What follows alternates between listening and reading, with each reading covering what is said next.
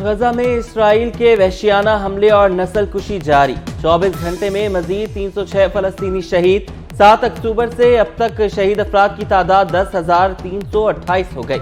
غزہ میں اب تک 2,719 خواتین اور 4,237 بچے شہید ہو چکے، 25,965 سے زائد فلسطینی زخمی۔ پاک امریکہ تعلقات کو قدر کی نگاہ سے دیکھتے ہیں، کسی بھی ملک میں کسی ایک پارٹی یا حکومت کو دوسرے پر ترجیح نہیں دیتے۔ امریکی محکمہ خارجہ کے نائب ترجمان ویدانت پٹیل نے کہا کہ پاکستان میں آزادانہ اور منصفانہ الیکشن چاہتے ہیں۔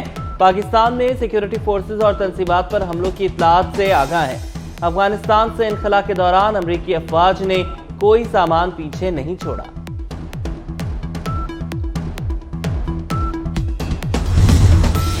اور فیٹ ایف کی سماعت کے دوران بھارت کے جرائم کی طویل فہرست سامنے آ گئی۔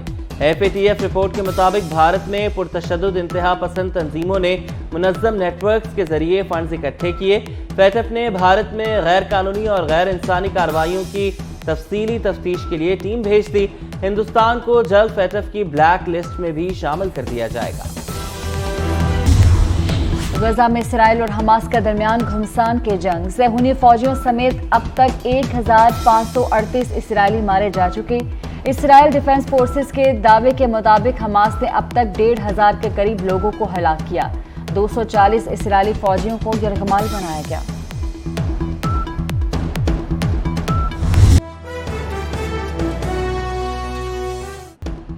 میکسویل نے بازی پلٹ دی، افغانستان کے جبڑوں سے فتح چھین لی۔ آسٹریلیا نے 292 رنز کا ہدف 7 وکٹوں پر حاصل کر لیا۔ 91 رنز پر 7 وکٹیں گرنے کے بعد میکسویل ڈٹ گئے۔ ٹانگ میں تکلیف کے باوجود تنہا ہی گراؤنڈ میں چھکے چوکے مارے، افغان بولرز کا بھرکس نکال دیا۔ میکسویل نے 201 رنز بنا کر ٹیم کو جتوایا۔ آسٹریلیا سیمی فائنل میں پہنچنے والی تیسری ٹیم بن گئی۔ کتنے آدمی تھے؟ سردار 1 اور تم 11، پھر بھی ہار گئے۔ اکیلا میکسویل پوری افغان ٹیم پر بھاری پڑ گیا۔ 10 چھکے اور 21 چوکے لگائے، ناممکن کو ممکن بنایا۔ کمنس کے ساتھ 202 رنز کی شاندار شراکت۔ میکسویل نے ورلڈ کپ میں آسٹریلیا کی طرف سے سب سے زیادہ انفرادی سکور کا ریکارڈ اپنے نام کر لیا۔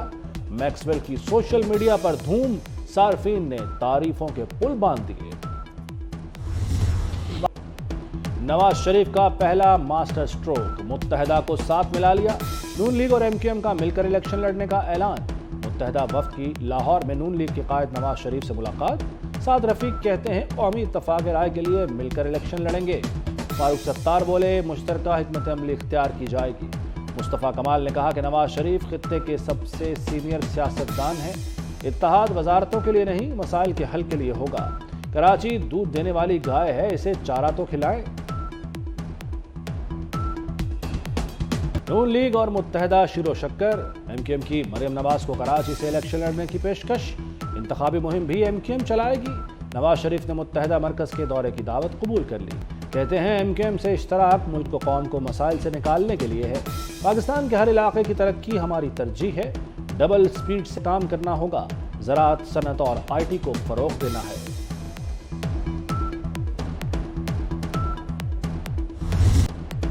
آئیں بسم اللہ کریں، ہمارے خلاف الیکشن لڑیں۔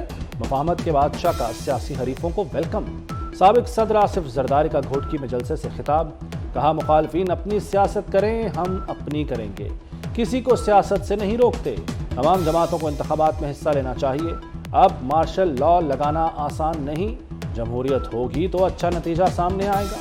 چیئرمین پی ٹی آئی کو حکومت کی خاطر نہیں ہٹایا، انہیں نہ کام کرنا آتا ہے نہ کروانا آتا ہے۔ اسموگ کی روک تھام کے لیے پنجاب حکومت ان ایکشن۔ جمعرات سے اتوار تک سکول بند رکھنے کا اعلان کر دیا۔ 9 اور 10 نومبر کو 5 اضلاع میں عام تعطیل۔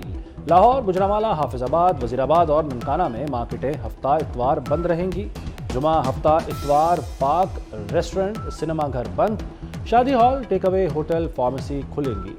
وزیر اعلیٰ محسن نقوی کہتے ہیں کہ فیصلے کا اطلاق صرف رواں ہفتے کے لیے ہے۔ ٹرانسپورٹ چلتی رہے گی، تعمیراتی صنعت کا پہیہ بھی نہیں رکے گا۔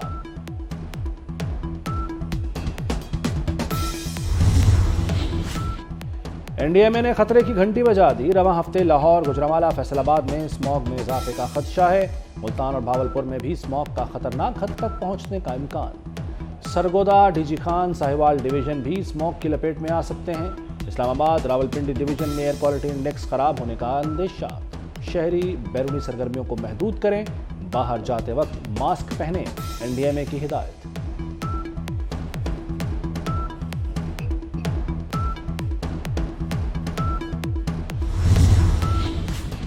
محسن سپیڈ کے طوفانی دورے، صبح دیکھی نہ شام، کام کام اور بس کام۔ لاہور میں بیدیاں انڈر پاس 70 روز کی ریکارڈ مدت میں تیار۔ وزیر اعلیٰ محسن نقوی نے افتتاح کر دیا۔ ڈیفنس والوں کو ٹریفک جام سے نجات ملے گی۔ یومیہ 1,20,000 گاڑیاں سپیڈ سے دوڑیں گی۔ وقت کے ساتھ ایندھن کی بھی بچت ہوگی۔ منصوبے پر 2 ارب 10 کروڑ لاگت آئے گی۔ شہید لیفٹیننٹ کرنل حسن حیدر پورے فوجی اعزاز کے ساتھ سپرد خاک۔ شہید کی نماز جنازہ چکلالہ گیریزن میں ادا کی گئی۔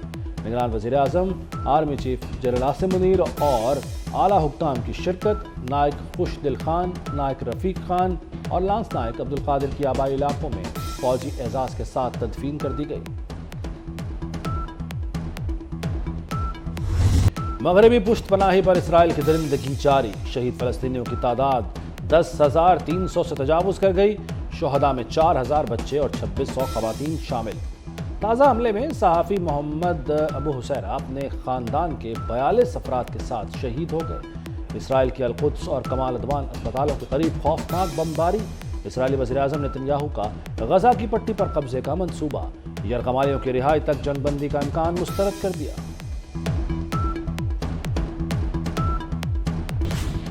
مشکل کی گھڑی میں پاکستان فلسطینیوں کے ساتھ، غزہ کے لیے امدادی سامان کی دوسری کھیپ بھجوا دی۔ نگران وزیر خارجہ جلیل عباس کہتے ہیں کہ فلسطینی عرصہ دراز سے ظلم کی چکی میں پس رہے ہیں۔ خواہش ہے جلد آزاد فلسطین ریاست قائم ہو۔ 43ویں پاکستان آرمی رائفل ایسوسی ایشن کے سالانہ مقابلے، پاک فوج نے انٹر سروسز کی 4 کیٹیگریز کے مقابلے جیت لیے۔ Army chief general Asim Munir اختتامی تقریب کے مہمان خصوصی تھے۔ آرمی چیف نے کہا کہ بہترین نشانہ بازی ایک فوجی کا طرۂ امتیاز ہے۔ فوجی تربیت میں نشانہ بازی بنیادی حیثیت رکھتی ہے۔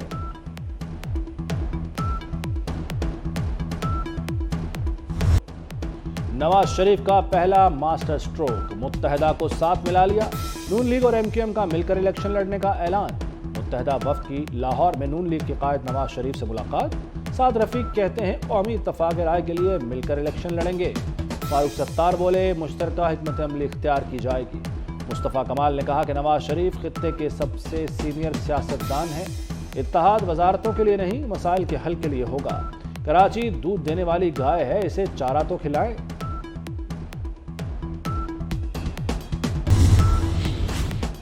عوام کا پیسہ عوام پر خرچ، پنجاب حکومت نے خزانے کا منہ کھول دیا۔ سرکاری اسپتالوں کے لیے 4 ماہ کا بجٹ جاری۔ جناح اسپتال کو 1 ارب 30 کروڑ مل گئے۔ جنرل اسپتال 32 کروڑ، PIC 37 کروڑ، گنگا رام 30 کروڑ، سروسز اسپتال کے اکاؤنٹ میں 20 کروڑ منتقل۔ سابق چیف سلیکٹر انضمام الحق کے خلاف تحقیقات، کمیٹی کی رکن اور PCB کی میڈیا ڈائریکٹر عالیہ رشید مستعفی ہو گئیں۔ کہتی ہے فیکٹ فائنڈنگ کمیٹی اور میڈیا ڈپارٹمنٹ میں مفادات کا ٹکراؤ ہے۔ دوسری جانب کمیٹی کو دی گئی ڈیڈ لائن ختم ہو گئی مگر کوئی پیش رفت نہ ہو سکی۔ کمیٹی نے انضمام الحق کو طلب ہی نہیں کیا۔